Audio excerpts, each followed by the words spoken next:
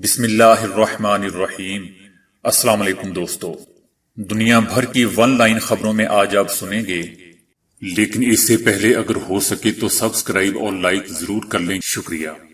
Swiss tennis star Roger Federer 17 ارب 35 کروڑ روپے سے زائد آمدنی کے ساتھ دنیا کے سب سے زیادہ پیسے کمانے والے کھلاڑی بن گئے۔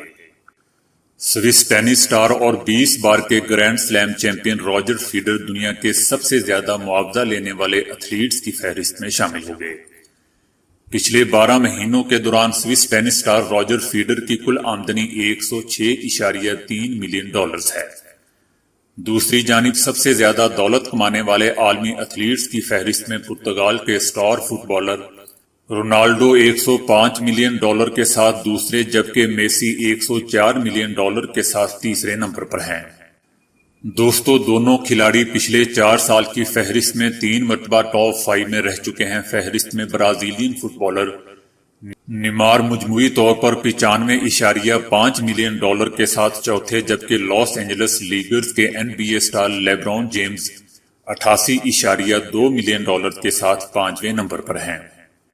ایکسپو دبئی 2020 ایک برس کے لیے ملتوی کر دی گئی ہے۔ پروگرام کے مطابق اب یہ نمائش ایکسپو دبئی کے نام سے ہی اکتوبر 2021 میں ہوگی۔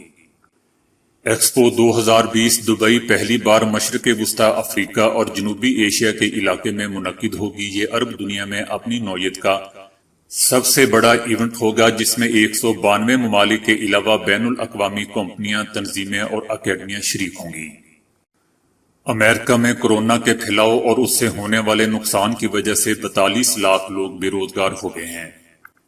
امریکی حکومت کی جانب سے جاری اعداد و شمار کے مطابق پچھلے ہفتوں کے دوران تقریباً 30 لاکھ افراد نے بے روزگاری الاؤنس کے لیے حکومتی اداروں میں رجسٹریشن کروائی۔ امریکہ میں کورونا کے پھیلاؤ اور دکانوں کے بند ہونے کی وجہ سے ملک کو شدید اقتصادی بحران کا سامنا ہے اور ملک میں بے روزگاری کی سطح میں بہت زیادہ اضافہ ہوا ہے۔ امریکہ میں کورونا سے متاثر ہونے والے افراد کی تعداد بڑھ کر 17,70,461 ہو گئی ہے، جن میں سے 1,03,330 افراد ہلاک ہو چکے ہیں۔ عالمی ادارہ صحت نے خبردار کیا ہے کہ متعدد ماہرین ابھی بھی کورونا کی دوسری لہروں کی توقع کر رہے ہیں۔ کورونا کی وبا اب تک 58 لاکھ سے زائد افراد کو متاثر کر چکی ہے، جبکہ 3.5 لاکھ سے زائد افراد اس وبا سے لقمہ اجل بن چکے ہیں۔ ادارے کا کہنا تھا کہ متاثرہ ممالک کو لاک ڈاؤن میں نرمی میں بہت سوچ سمجھ کر فیصلہ کرنا چاہیے۔ پابندیوں کو مکمل طور پر ختم کرنے سے مشکلات میں اضافہ ہو سکتا ہے۔ عالمی ادارہ صحت نے مزید کہا کہ ہم نے چین سے کہا ہے کہ وہ کورونا کی وبا پھوٹنے اور اس کے پھیلاؤ کے حوالے سے تحقیقات کرے، تاہم عالمی ادارہ کسی ملک کو اپنے ماہرین کے ذریعے تحقیقات کرانے پر مجبور نہیں کر سکتا۔ دوستو، جیسا کہ آپ جانتے ہیں کہ امریکہ نے چین پر کورونا کی وبا دانستہ طور پر پھیلانے کا الزام عائد کیا تھا، تاہم چین ان الزامات کو مسترد کرتا آ رہا ہے۔ برطانیہ کورونا کی وبا کی روک تھام اور اس کے اثرات کم کرنے کے لیے پاکستان کو موجودہ 43,90,000 پاؤنڈ کے پیکج سمیت مزید امداد فراہم کر رہا ہے۔ برطانیہ نے کہا ہے کہ برطانیہ کو پاکستان کی مدد کرنے پر فخر ہے اور ہر عالمی سطح پر ویکسین کی تیاری کی تحقیق اور گلوبل ویکسین الاؤنس میں سرمایہ کاری کے ذریعے وبا کے جلد خاتمے اور مستقبل میں وبا سے بچاؤ کے لیے مدد دیں گے۔ جرمن چانسلر نے امریکہ میں گروپ 7 کے سربراہ اجلاس میں شرکت کے لیے امریکی صدر ٹرمپ کی دعوت مسترد کر دی ہے۔ کورونا کی وبا کے باعث دنیا بھر میں صورتحال انتہائی خراب ہے۔ انہوں نے سربراہ کانفرنس کے انعقاد کو غیر محفوظ قرار دیا ہے۔ شاہ سلمان بن عبدالعزیز نے لاک ڈاؤن کے باعث پچھلے 2 ماہ سے بند مسجد نبوی کو عام نمازیوں کے لیے کھولنے کی اجازت دے دی ہے۔ 31 مئی سے عام نمازیوں کے لیے داخلے کی اجازت ہوگی۔ مسجد نبوی میں 40% نمازیوں کو ابتدائی دنوں میں داخلے کی اجازت ہوگی اور حکام کی جانب سے مسجد نبوی میں کھلے فرش پر نماز ادا کرنے کی ہدایت کی گئی ہے۔ دوستو، کورونا کے پھیلاؤ کے خدشے کے پیش نظر سعودی حکومت نے پورے ملک میں لاک ڈاؤن کرتے ہوئے خانہ کعبہ اور مسجد نبوی سمیت تمام مساجد میں باجماعت نمازوں کی ادائیگی اور نمازیوں کے داخلے پر پابندی عائد کر دی تھی۔ اب سعودی حکومت نے 31 مئی سے لاک ڈاؤن میں نرمی کا اعلان کرتے ہوئے احتیاطی تدابیر کے ساتھ دفاتر کھولنے کی بھی اجازت دی ہے، جبکہ سعودی حکومت نے ملک بھر کی 90,000 سے زائد مساجد میں جراثیم کش اسپرے بھی کروائے ہیں، لیکن حکومت نے بزرگ شہریوں، بیمار افراد اور 15 سال سے کم عمر کے بچوں کو گھروں میں ہی نماز ادا کرنے کی تاکید کی ہے۔ امریکی صدر ٹرمپ نے عالمی ادارہ صحت سے تمام تعلقات ختم کرنے کا اعلان کر دیا ہے۔ تمام تعلقات ختم کرنے کا اعلان کرتے ہوئے کہا کہ WHO نے کرونا وبا کے پھیلاؤ سے نپٹنے میں غلطی کی۔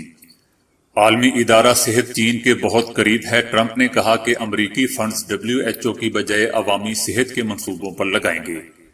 فنڈنگ اب دنیا میں صحیح مقصد کے لیے استعمال ہوگی۔ امریکی شہریوں کا تحفظ جاری رکھوں گا۔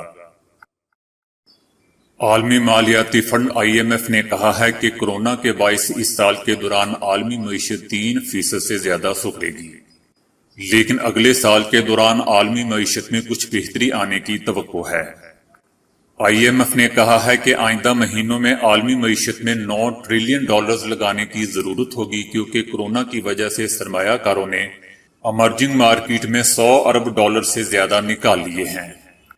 لہذا مستقبل میں ایسے ممالک جن پر قرض زیادہ ہے ان کو مسائل کا سامنا کرنا پڑے گا۔ IMF کے مطابق ابھی تک غریب ممالک کو $22 ارب کا ریلیف دیا جا چکا ہے اور جلد قرض کی مد میں مجموعی طور پر $27 ارب کا ریلیف دیا جائے گا۔ فلسطین کی اسلامی اوقاف کی طرف سے کہا گیا ہے کہ کرونا کی وجہ سے پیدا ہونے والی صورتحال کے تناظر میں مسجد اقصی کو 2 ماہ کے لیے بند رکھنے کے بعد آئندہ اتوار سے کھولنے کا فیصلہ کیا گیا ہے۔ تاہم نمازیوں کو سختی سے تاکید کی گئی ہے کہ وہ وزارت صحت کی طرف سے واضح کردہ حفظان صحت کے اصولوں کا خیال رکھیں۔ مسجد میں آنے سے قبل گھر سے وضو کر کے آئیں۔ مسجد اقصی میں 5 نمازوں کی ادائیگی کا فیصلہ کیا گیا ہے، تاہم مسجد میں احتیاطی تدابیر اختیار کرنے کی سختی کے ساتھ تاکید کی گئی ہے۔ مسجد اقصی کے امام اور خطیب الشیخ اکرمہ صبری نے اسرائیلی حکومت کی طرف سے مسجد اقصی میں نمازیوں کی مجاز تعداد کے بارے میں بیانات کی شدید مذمت کی ہے اور کہا ہے کہ مسجد اقصی کو تھیٹر یا کھیل کا میدان نہیں کہ اس میں آنے والوں کی تعداد کا تعین کیا جائے۔ امریکی صدر ٹرمپ نے سوشل میڈیا پلیٹ فارمز کو امریکہ میں حاصل قانونی تحفظ کو کم کرنے کے لیے ایگزیکٹو آرڈر پر دستخط کر دیے ہیں۔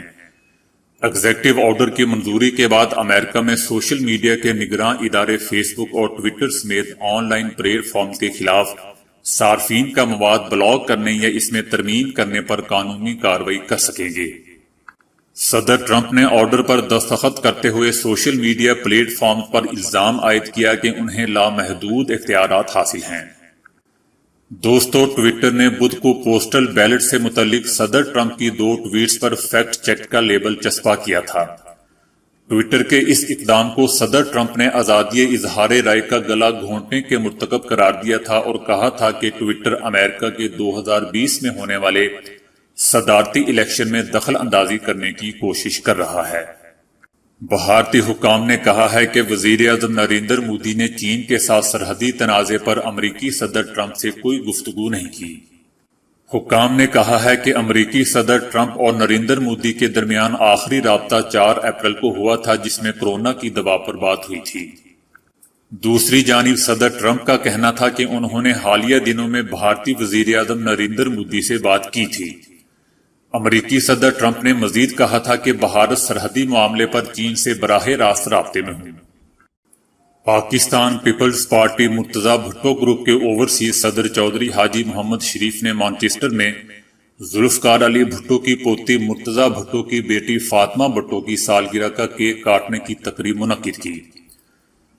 ان کا کہنا تھا کہ پیپلز پارٹی اور ذوالفقار علی بھٹو کی حقیقی وارث فاطمہ بھٹو ہے اور وہ بہت جلد عملی طور پر سیاست میں آنے کا اعلان کریں گی۔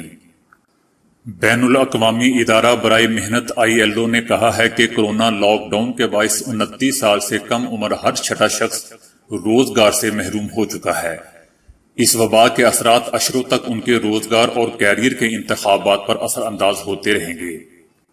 ادارے کا کہنا تھا کہ کورونا سے لوگ بڑی تعداد میں صحت یاب بھی ہو رہے ہیں، لیکن اس کے باوجود بہت سے نوجوانوں کا مستقبل سوالیہ نشان بن چکا ہے۔ وہ نہ صرف پیچھے رہ جائیں گے بلکہ اس وبا کے اثرات ایک دہائی یا اس سے زیادہ وقت تک رہیں گے۔ ادارے کا مزید کہنا تھا کہ کورونا کے باعث دنیا بھر میں نوجوانوں کی 17.1% تعداد نے کام کرنا چھوڑ دیا ہے۔ اس بحران سے پہلے 2019 میں ہی نوجوانوں کی بے روزگاری کی شرح 13.6% تھی، جو کسی بھی دوسرے گروہ کے مقابلے میں کہیں زیادہ ہے، جبکہ تقریباً 26 کروڑ 70 لاکھ نوجوان نہ تو ملازمت رکھتے ہیں اور نہ ہی تعلیم و تربیت کے حامل ہیں۔ ادارے کا کہنا تھا کہ فروری کے بعد بے روزگاری میں تیزی سے اضافے سے نوجوان خواتین سب سے زیادہ متاثر ہوئی ہیں۔ اگر ہم نے صورتحال کی بہتری کے لیے فوری اقدامات نہ اٹھائے تو کورونا کے اثرات کئی دہائیوں تک ہمارا پیچھا کریں گے۔